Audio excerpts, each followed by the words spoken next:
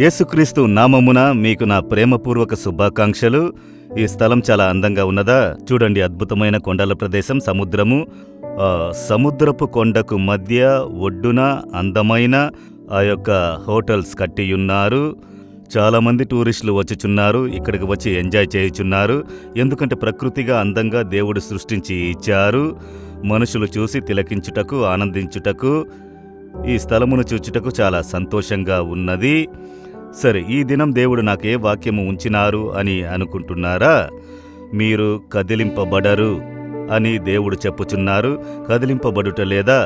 కొంచెం కదిలింపబడుచున్నానయ్యా, ఏమి చెయ్యాలో తెలియడం లేదు. ఈ సమస్య నన్ను కదిలించుచున్నది, ఈ పోరాటం నన్ను కదిలిస్తోంది, సాతానుడు కదిలిస్తున్నాడు, ఈ దుష్ట మనుషులు నన్ను కదిలించుచున్నారు, నెమ్మదిగా ఉండలేకపోతున్నాను అని కలత చెందుతున్నారా? మీరు కదిలింపబడకుండా ఉండాలంటే ఒకటి చెయ్యాలి. వేద పుస్తకంలో 1 యోహాను 2వ అధ్యాయము 17వ వచనములో, దేవుని చిత్తమును జరిగించువాడు నిరంతరమును నిలుచును.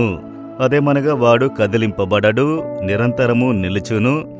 ఎవరంటే దేవుని చిత్తమును జరిగించువాడు. కనుక మీరు కదిలింపబడకుండా స్థిరముగా ఉండాలి అని అంటే దేవుని చిత్తము చేయుటకు మిమ్మల్ని సమర్పించుకోవాలి. మనం ప్రార్థించినప్పుడు కూడా దేవుడు ప్రార్థనకు జవాబు ఇవ్వాలంటే దేవుని చిత్త ప్రకారం మనం ప్రార్థిస్తే వెంటనే ఆ ప్రార్థనకు జవాబు ఇచ్చును. కనుక తండ్రి చిత్తానుసారంగా, దేవుని చిత్తానుసారంగా జీవించువారే పరలోక రాజ్యంలో ప్రవేశించగలరని యేసు చెప్పారు. కనుక ఈ దేవుని చిత్తం అనున్నది చాలా ముఖ్యమైన ఒక విషయము.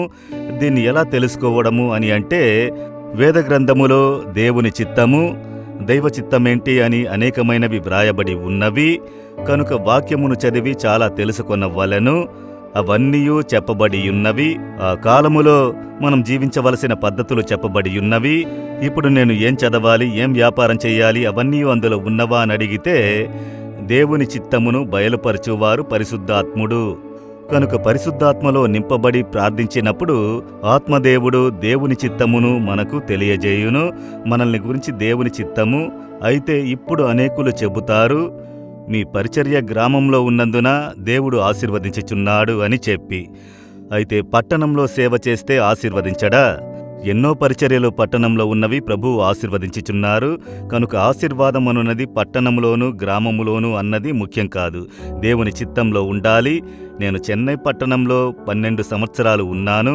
అక్కడే స్కూల్లో చదువుకున్నాను, కాలేజీలో చదువుకున్నాను, అక్కడే రక్షింపబడ్డాను, బైబిల్ కాలేజీలో చదువుకున్నాను. అయితే దేవుడు నన్ను సేవకు పిలిచిన వెంటనే, దేవా నేను ఎక్కడి నుండి పరిచర్య చేయాలి అని అడిగినప్పుడు, సొంత గ్రామమునకు వెళ్ళు, అక్కడి నుండి సేవ చెయ్యని ప్రభువు చెప్పారు. అయితే నేను 12 సంవత్సరాలు అలవాటు పడిన స్థలము చెన్నై పట్టణమే. సంవత్సరమునకు ఒకసారి 4వ వడికి వచ్చిపోతాను. ఇప్పుడు అక్కడే ఉండి సేవ చేయుము అని చెబితే కొంచెం కష్టమే. అయితే దేవుని చిత్తము అదే అని నేను ఎరిగి నేను వచ్చాను. ఈ దేవుని చిత్తములో ఉన్నందువలన ఈ సేవ మీద దేవుని భద్రత ఉన్నది, ఆశీర్వాదము ఉన్నది. అక్కడ మేము స్థిరంగా నిలబడ్డాము, ఎవ్వరూ కదిలించలేకపోయారు.